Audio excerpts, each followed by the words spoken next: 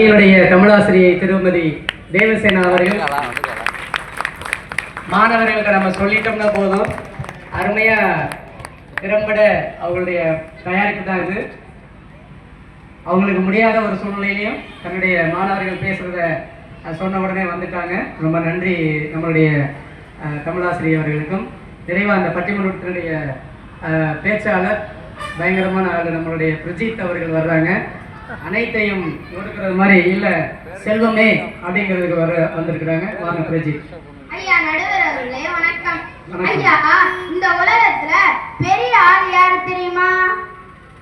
உயரமா யார் இருக்காரோ அவங்களுக்கு தெரியும். ஐயா, கடவுள் தான். அந்த கடவுள்ல படிச்ச கடவுளை எங்கேயாவது யாராவது கேள்விப்பட்டிருக்கீங்களா? மக்களே சொல்லுங்க. பணக்கார கடவுளை எல்லாரும் கண்டிப்பா கேள்விப்பட்டிருப்பாங்க. ஐயா, கடவுளுக்கே பணம் தேவைப்படுது, அதனாலதான் கோயில்ல உண்டியல் வச்சிருக்காங்க. ஐயா, இந்த எல்லாரும் இங்க இருக்கிறவங்க எல்லாரும் திருப்பதிக்கு போயிட்டு வந்திருக்காங்க. பணக்கார கடவுளை போனா நம்மளும் பணக்காரனா ஆயிடலாம்ப்பா. ஐயா, இந்த யோகேஷ் குமார் இருக்காரு, முந்தானா கோயில்ல கடவுளே கடவுளே நான் எப்படியாவது 9th ஃபர்ஸ்ட் ரேங்க் எடுத்துடணும்னு வேண்டிக்கிட்டு கடவுளுக்கே 50 ரூபாய் லஞ்சம் கொடுக்குறாரு. கடவுளை வேண்டிய செகண்ட் ரேங்க்ல எடுத்திருக்க. கடவுளுக்கே லஞ்சம் கொடுக்குறாரு நடுவர்களே. ஐயா, பணம் முக்கியம் இல்ல, படிப்பு தான் முக்கியம்னு கவிதை எழுதலாம். ஆனா ஹோட்டல்ல சாப்பிட்டுட்டு பில்லுக்கு பதிலா நீங்க எழுதின 2 பக்க கவிதையை கொடுத்தா ஓனர் அன்பாலே குளிப்பாட்டி மாவரைக்க வச்சிருவாரு. ஐயா நடுவர்களே, நான் சொன்னது சரிதானே? உண்மை உண்மை. ஐயா, இந்த உலகத்துல பல்ஸ் இல்லாம கூட வாழ்ந்துடலாம் போல, இப்ப பல்ஸ் இல்லாம எங்கேயும் போக முடியல. ஐயா, இந்த உலகத்துல எத்தனையோ பேர் வலியுறுத்தியும் இடைக்கால ஒரு விஷயம் தான் சமத்துவம்.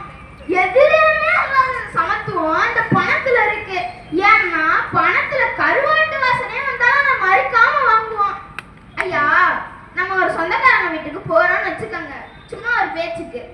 நம்ம சும்மா வெறுங்கையை வீசிட்டு போனா யாருலாங்க அன்வான்டட் லக்கேஜ்னு பார்ப்பாங்க. அதுவே 4 ஸ்வீட் பாக்ஸோட சும்மா ஜம்முன்னு கார்ல போய் இறங்கினா செல்ல குட்டின்னு ரெட் கார்பெட்டே விரிச்சிருவாங்க. ஐயா, ஒரு மனுஷன் தன்னோட இறுதி பயணம் ஆடி பாடி சந்தோஷமா நடக்கணும்னு தான் நினைப்பான் எப்ப முதல்ல. ஆனா இப்பெல்லாம் தன்னோட இறுதி காலத்துக்குள்ள ஆடி கார்ல போய்.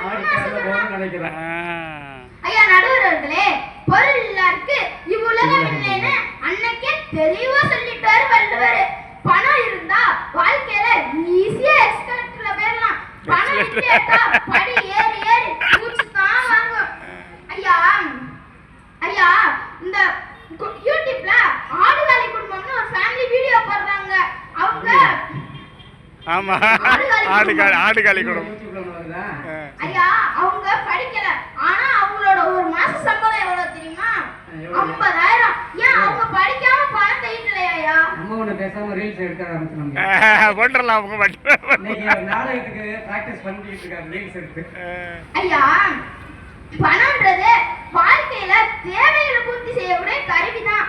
ஐயா, கடைசியா ஒண்ணு சொல்றேன், நம்ம எல்லாத்துக்கும் பிடிச்ச மாதிரி வாழணும்னா அடுத்த ஜென்மத்துல நம்ம பணமா தான் பிறக்கணும். ஐயா, ஒரு மனிதனை வாழ்வில் உயர்த்துவது செல்வமே செல்வமே என்று கூறி என் உரையை முடித்துக் கொள்கிறேன். நன்றி, வணக்கம். அருமை அருமை அருமை பிரஜித் அவர்களுக்கு வாழ்த்துக்கள்.